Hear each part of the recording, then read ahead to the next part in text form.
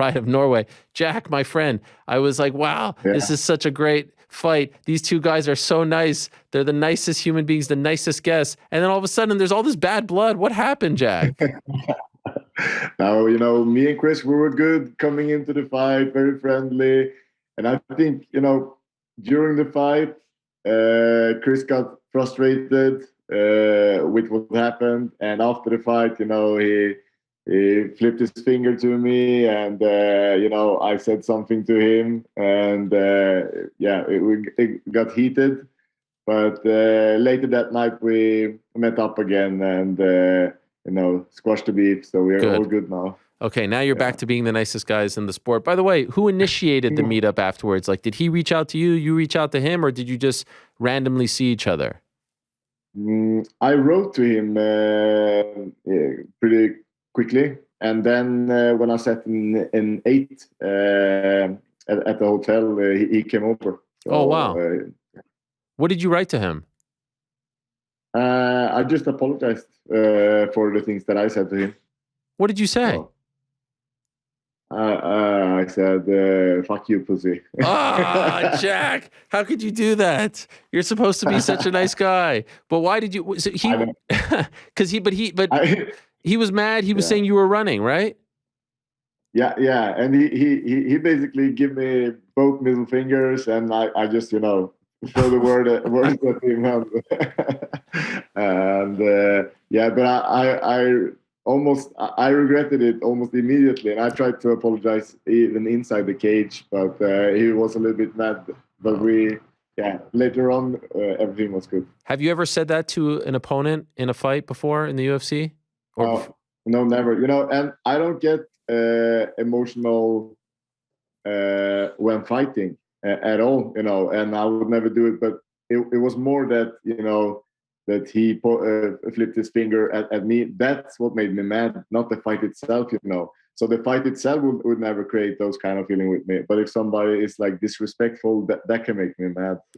How did you feel about the fight and your performance in particular? Well, after the fight, I was a little bit disappointed. I didn't think it was a very, crowd-pleasing fight. But now getting some distance to it, I'm very happy because we prepared for a fight like that. And, my coach told me right before we walked out, tonight, Jack, you're not going to do a show. You're going to win the fight. You got to have, just don't stay there in the boxing distance. Do what we worked, keep the distance. And, and that's what I did, and I got the W for it. So I'm happy with it now. Who do you think would have been a tougher opponent, Darren Till or Chris Curtis? I think Darren Till probably is easier to take down. So I think it might have been easier to take him down to the floor. But it would be harder to do a game plan like this against Darren Till. Was it a bummer for you? Sorry to interrupt. Yeah, no. It was, in one way, it would have been even cooler to fight Darren there, and I think the crowd would have been even crazier and so on.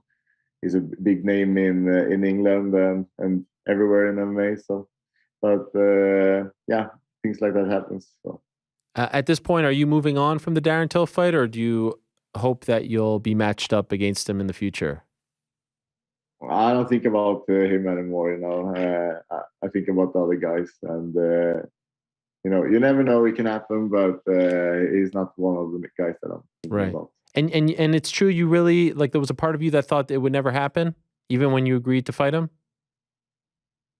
I was skeptic, yeah. I was a little bit skeptical. And, his reactions. First, I got offered a 5-rounder.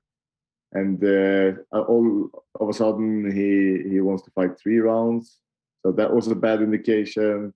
And then he doesn't announce the fight. No announcement, no talking about it on social media. It was like, you couldn't go in on Darren Till's site and see that he was going to fight. Wow. So I felt like, I felt a little bit bad when I could see that he didn't talk about the fight or anything like that. By the way, did you train with Khamzat for Darren? Yeah, I did. How did that happen? He showed up Where? He just at my gym. Wow. The one in Norway?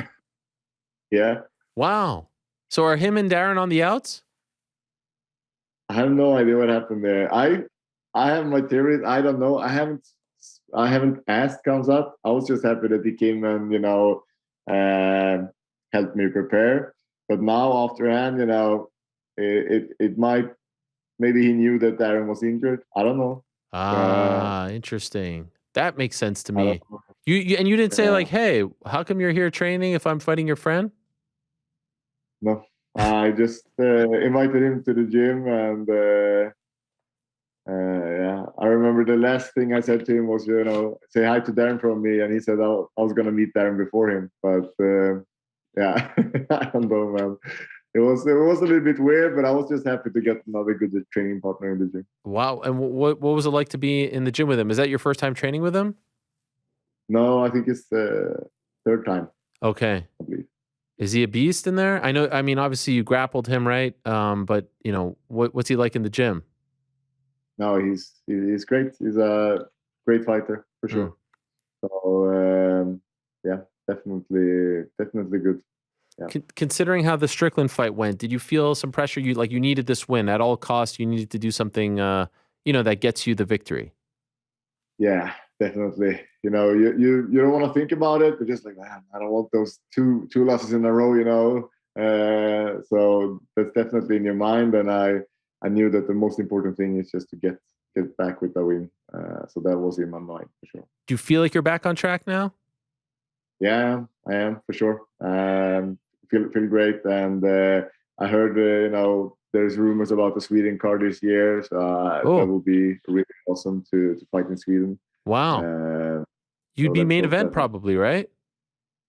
Maybe, you have another star in Khamzat that's but I don't know when is his date. He's fighting September 10th. Yeah, you never know. He has done quick turnarounds before. Right. So. That is true. In the cage afterwards, you talked about how you want MMA to be legalized in Norway, right? Which is where you live. And actually, someone sent us a message. I want to pull this up here. He sent it to my producer, Connor. His name is Thomas Lien. You know Thomas Lien? He is the senior policy advisor for the Liberal Party of Norway. You know him? No, I can't say that I do. Connor, send me the message. I'm just telling him to send me. I want to read you the message because he wrote something very nice. He's a politician in Norway who sent us a message based on what you said afterwards, because as of right now, MMA isn't legalized in Norway, correct? That's correct. And you went on the microphone, and is there any indication that you're getting as to, because, with Alex, it was such a big deal, in Sweden, you could be that guy in Norway. This is what he said. Okay, I'm going to read this to you. I thought it was a very nice message. He wrote, "Hi, I work as a senior policy advisor in the Norwegian parliament for the Liberal Party Venstre." Am I pronouncing it correctly? Yep. And we will support a motion to legalize MMA later in Norway this fall. Since you guys will be talking to Jack Hermansson today, I thought I'd tell you how important he is for the issue, something he himself talked about after his win on Saturday. Hermansson trains in Oslo at Frontline Gym in Majorstua? Yeah? How do you pronounce that? Yeah, that's right. That's right. Yeah, we have. Yeah, I'm not gonna ruin that, but we actually moved to another place now. We opened a new gym. Yes. No problem. Okay, yes. I saw the videos. It looks beautiful, the gym, by the way. Incredible on your social media. Anyway, we'll keep going with this. The gym is located one subway stop away from the Norwegian parliament, where legalization of MMA will be voted on, hopefully later this year. Athletes like Hermansson are extremely important to gather support. His results, professionalism, and the way he carries himself publicly and as a role model for young people and other athletes sways public opinion, which in turn sways political opinion. Jack saying on Saturday in the Octagon, in the O2 Arena, that he wants to help legalization of MMA in Norway was amazing to see for someone who works on that very issue right now. The media notices, which makes it our job easier. It is a simple thing to change in the knockout rules, which got altered to legalize female boxing some years ago to allow another great Norwegian athlete, Cecilia Brækhus, to fight in Norway. Now we need to do the same for Jack. and all the other MMA athletes in Norway. You've done your part, Jack. Now we'll do ours. Hopefully the two government parties will agree later on this fall. Our parliamentarian, Grunde Al-Maland, and several times they've said that in Norway, we need to legalize MMA. How about that? Wow, that's an amazing message. Yeah. That's really cool. Yeah. Hopefully they didn't see the whole like flipping the bird, you know, effing this, effing that, you know, with the whole. We don't need that. Hopefully they cut the feed in Norway at that part. You know, no one saw that. But you feel like it's gaining momentum. You feel like it's happening here. Yeah, I do. And right before, you know, like in the last couple of months, people have been starting to talk about it again, and I'm really happy that the movement is going now, and hopefully it's going in the right direction. And who knows? Maybe I will main event the UFC in Oslo in near future. That would be amazing. Wow. And so for those that don't know, what did they change? What rule did they change for Cecilia Brækhus that now makes MMA illegal? What is that all about? The thing is that right now, boxing can search for suspension to fight because there's like a knockout law that you can't do sports with knockout. But boxing can, but there is like the times of the rounds is only allowed to be 3-minute rounds, which means that the cannot be done as per now. That's it. Oh, then yeah, like it's probably a little bit more complicated, but I think that's one of the main things that they need to change. But that was probably just put in there because they didn't want MMA to be able to apply for to have events. Okay. So yeah, you know, there's some evil powers there that doesn't want us to get through. You think it happens this year? I don't know, man. I hope so. It would be amazing. I've been like, you know, waiting for so long doing this. I started my professional career in 2010, so it feels a little bit, you know, it feels like it almost can't happen, you know.